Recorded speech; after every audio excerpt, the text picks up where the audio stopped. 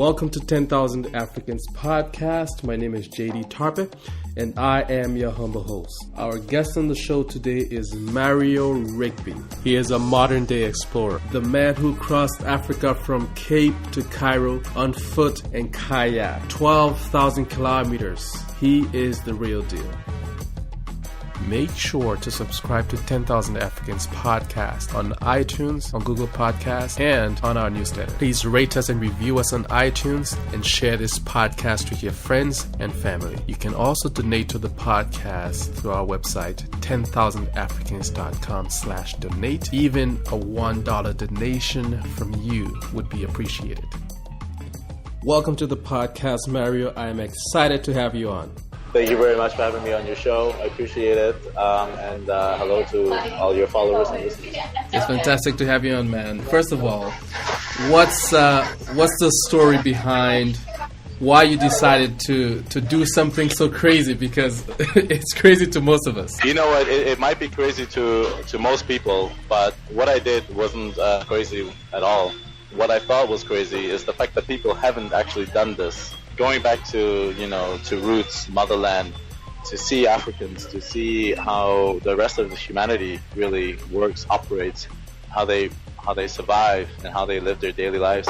I think to me it was a no-brainer that I needed to investigate and see what that was all about. So if you think about it like that, then my question as a return, people who ask that is, why not? True, man. And with your background, you are a traveler. You are a born traveler. You were born in Turks and Caicos, and then you grew up in Germany, and then moved to Toronto, which is Canada. Yeah. So you are a global citizen. So for you, it was kind of natural. How did your background sort of influence the path you decided to take? Well, I think my background influenced me in the way to travel. You see, the thing is, I don't consider myself a traveler. I just happen to travel to get to the places I need to get to. But once I'm there, I like to do it in a different way, push limits, push boundaries, and to do it for a purpose, for a reason, not just to pose in front of a rock or referring to the Great Pyramid. But it's about defining what a new explorer is, and I think my history in traveling with my parents, for instance, my stepfather, he was in the military, and he would always show us pictures of him like wrestling an alligator and skiing down the sand dunes in Sudan and things like that. So these were really things that I aspire to want to do as well for myself, experience it firsthand. And so I think that was probably 5% of what led up to what I did 2.5 years ago. What's the other 95%? Oh, you only asked me about that specific one. I would say the other part is just the being curious about humanity and having the more you know, the more you want to know even more, because the more you realize you don't know. It's just like a cyclical cycle that makes you hungry for the truth and hungry for what the world is really about, what we think is true and reality in this part of our civilization in the Western world.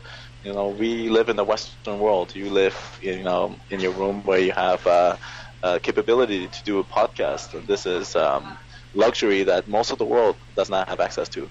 So I wanted to investigate why is that, and how are people living differently than we are, if that's the case. Most people never get to travel to more than a few countries, especially in Africa. And you went there. You found. You met people. You met a lot of people. So what I wanted to know is, one, how did you find people in terms of the similarities and the differences in your travels and in terms of your travels on the continent? What I found different is, and I always make this comparison, is in the West, North America particularly, people, we know how to strive a life where we need to accumulate materialistic goods.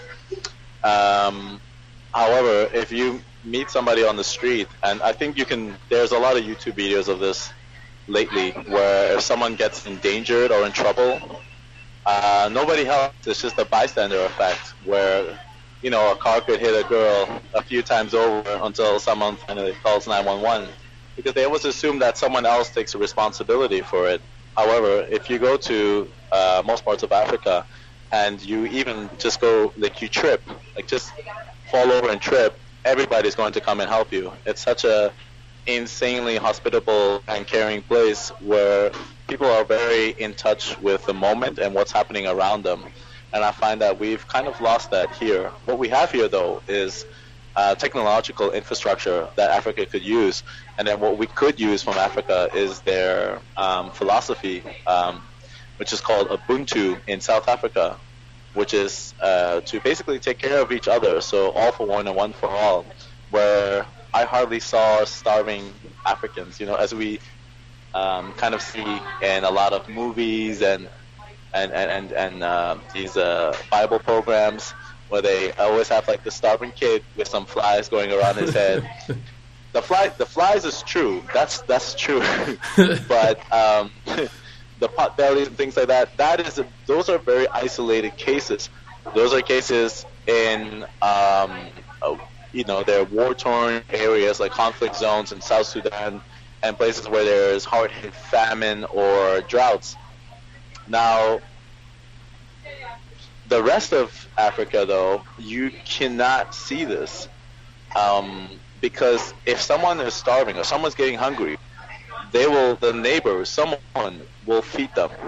There is no, you know what, you should have tried harder in life. But this is the model we have here in the West, and I think it's extremely harmful, particularly to our community, the Black community. I think we need to change that, and I think we can learn a lot from Africa. Yeah, I love what you're saying, because I grew up in Liberia and in Lesotho, and I always tell people, I'm like, if I were ever hungry, I know for a fact, I can guarantee somebody will feed me. Absolutely. Yeah. That's how I felt. Actually, I got fat in Africa, not skinny. Yeah, man. So, in terms of traveling, what was the most? Because I know it was a life-changing moment for you, and you got shot at at some point. I know it's not funny, but it's hilarious now. What was that experience like? You think you're prepared until, I've seen a lot of AK-47s before I got shot at, but that was different. We're talking like heavy ammunition, and that lasted for about 10 to 15 minutes of, I was lucky to have 8 soldiers on my back, and then there were 3 rebel soldiers in the bush, and they were firing at us, and that went on for about 15 minutes. There were times where they were firing at the truck, which is the truck that I was taking cover in, and then I realized, RPG, they could just like throw a bomb in there, so I had to bounce out of the truck and then hide in the tall grass. So there was this tall grass, and I'm thinking, all right, cool, I'm gonna take a video of this. So I decided to film the whole thing, and I did that because I wanted other explorers, other adventurers who were going through this particular area. No tourists come through here. This is not a tourist destination. But I knew that these people would be overlanders or adventurers, explorers, or even government officials. And so I put that video up, and a lot of people actually had to make a detour because of what they saw. Oh, wow. And also because in case something did happen to me, that my mom would find out that this is what really happened to me. So you recorded for the world to see. I just had to find internet. Yeah, I just had to find internet if I got shot at. Where's the closest internet? Let me post this video. Wi-Fi. You know what? Getting Wi-Fi in conflict zones is one of the most difficult things ever. So can't get the Wi-Fi up here. That's hilarious. So in terms of your travels and your experience, what was the most important lesson you've learned or you took away from that whole Crossing Africa experience? One learned was the similarities between people, humanity, and how if fundamental needs are not met, people will go to extreme measures to try to make them met, basically. Water, food, shelter, sleep, reprocreation, and love, affection. These are the fundamental needs that people need in order to grow as a society. And to see it firsthand break down in front of your face, like in Malawi, for instance, where you can see infrastructure literally breaking in front of you, and you can see the people who are starving, or not starving, but they're on the brink of starvation, as in, and this is partly our fault as well. What we put into the atmosphere, CO2 emissions, garbage, all these kinds of things affect these parts of the world, and Malawi is hit very hard with global warming, of which some people deny. I would say the second thing that I really learned was a tremendous amount of patience. Have to be super zen to walk every single day for 14 hours for 12,000 kilometers. That's crazy, man. That's crazy. Yeah. But man. I just put out a map on my website, actually, so people can, like, dot for dot. It's not 100% accurate, and there's not a lot of places. It just basically gives you the idea, but I didn't dot a lot of places also because, like, privacy and stuff like that. Yeah. I don't want people seeing me going into McDonald's. So there's... But I think there's about 500 points that I jotted down on the map, but the real map has over 1,000 different points. Oh, wow. That's incredible. Well, Google should be paying you for that stuff, man. Yeah, you know what? One day. Yeah, man. I'll tell you, from the time I found out about what you were doing in your journey, you've inspired me, because it takes somebody with great character to say, I want to take 2 years of my time to go travel across the continent, walking for a cause. So you inspired me. What I want to know is, what inspires you? Well, I'm glad I was able to inspire, and I think this is what this expedition has done, is particularly for the youth, is give a different image of what it is to be an explorer, and having a black face to it changes the narrative a little bit, and I can take advantage of that in the sense that it's not just about, like, going into rough terrain, like, eating your own poo, or eating snails off of trees, and drinking your own pee. It's not just that. It's about how can we bridge the gap between humanity. Let's be soldiers of philosophy. Let's be soldiers of problem solvers instead of weapon holders. So even I made a vow not to carry a weapon. But what inspired me is, it's funny, I have a different answer all the time, because, again, this is too big of a mission to only have one thing to go for. Like, let's say, for instance, my inspiration was, I like to walk. I would probably stop walking at the second week. Or if my motivation was just, I want to see the good in humanity, I will probably quit the second day. I got robbed by little kids. So it's like a lot of different things at one time, but mainly what it is I wanted to see the world. I wanted to see the world for what it is, and I wanted to share that with everybody who was willing to watch and follow me. That's amazing, man. And so now that you're here, you're in Toronto now, not for too long. But what are your plans for the future? What's going on? Tell us. We want to know more. So the next project is in. Starting in Europe. I started in northern Norway, so Cape North, which is the most northern top of Europe, and I'm going to take a vehicle all the way down to Africa and circumnavigate Africa, so that, going around the entire continent. So that's 27 countries in Africa and 11 countries in Europe. So there are 38 countries altogether, and this is going to be with a pure electric vehicle. So. No gasoline, nothing like that, because everything is about, it's not even just about being a friendly hippie who goes around hugging trees. This is beyond this. This is about not just saving the planet, but this is about saving humanity. I think that's what we all selfishly want. The planet will be fine. It'll just shrug its shoulders and be like, all right, cool, y'all gone now. But we are the ones who have to survive here, along with our animal relatives, mammals that live on land and things like that as well. We have a great responsibility for them. But what the mission for this expedition, to take an electric vehicle down from Europe to Africa and then go all around Africa, is to initiate renewable and sustainable energy in Africa. As you know, the crisis is, there are many crises, but one of them is the population explosion. They said by the year 2100, the population of Africa will grow to about 4 billion people. That'll be higher than any other continent on the planet of Earth. Nobody knows this. There's very few people on this planet that actually know this information. They look at the charts. You can look this up on YouTube or on Google. And the problem with that is, 65% of Africans are under the age of 25 years old. Where now with 4 billion people, where are they going to get jobs? What are they going to do? Yeah, that's chaotic.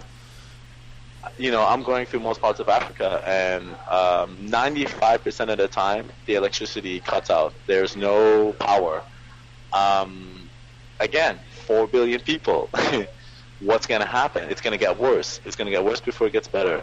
So I think Africa's only solution really is to go into renewable energy resource, because for long term, it's sustainable, it's free, and they can also outsource it to Europe. So instead of paying taxes back to Europe, they could sell the energy sources back to Europe instead of taxes. Yeah. Therefore, that's how they can deal with the payments. But, who am I? It's like the fact that I'm just a regular guy, just like you and everybody else who's watching this.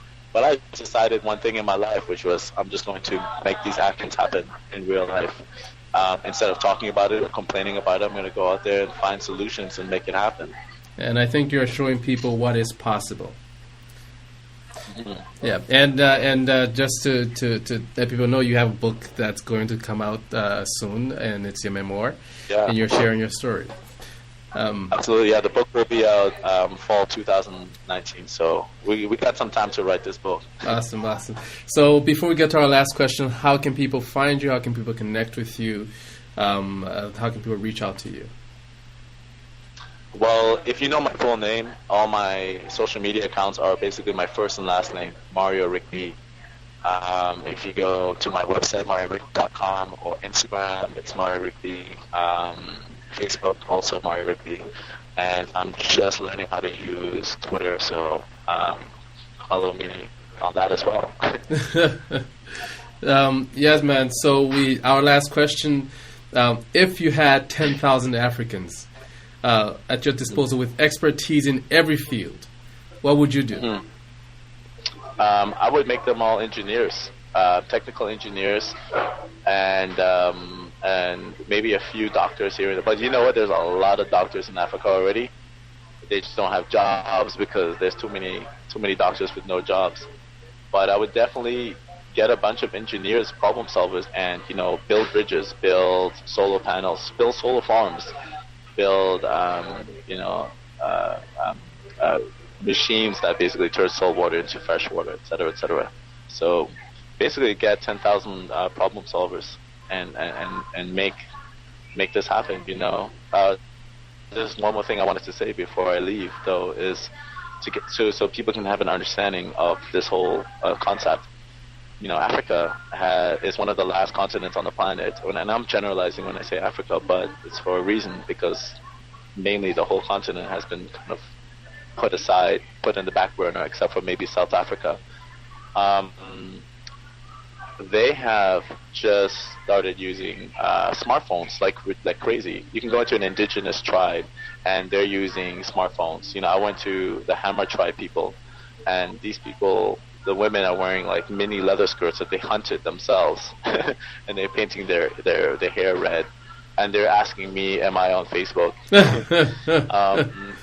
They don't even know what a corded phone is. They don't know what a wired phone is. They've never seen one before. They have interest in it, and they think this is like way behind. So what Africa is doing is it is skipping the industrial revolution and jumping straight into renewable, sustainable, and tech future. And by the time there's infrastructure built for Africans to have fast internet access and roads and things like that, the roads are being built right now as we speak. Roads are connecting all throughout Africa. Africa will catapult into first world continent quicker than Europe took, or North America. It took Europe over 1,000 years to get to where it is now. It will take Africa only a few decades. Yeah. If things are moving smoothly, I don't think it'll be a few decades, but it'll probably be just over 100 years. It'll be my children who will see the progress of this. And it's going to exponentially grow so quickly because they're going to skip 2G, 3G networks and go straight to 5G and satellite internet connection. Satellite internet connection is 20 times the internet that we get here. Yeah. So they're going to be laughing at us in the next about 50 years from now. Yeah. That's incredible. Yeah, man, Mario, it's been great having you on. Like I said, you inspire me, inspire a lot of people. It's great having you on, and hopefully we can have you back soon. Absolutely, JD. Such a pleasure to be on your show. Yes, sir. And whenever I'm in Toronto, I'll hit you up and we can meet up. Thank you again for listening. Make sure to subscribe to us on iTunes, on Google Podcasts, and make sure to rate us and review us. If you can, please donate to 10,000africans.com/donate. I look forward to hearing from you. Have a great day. Have a wonderful week.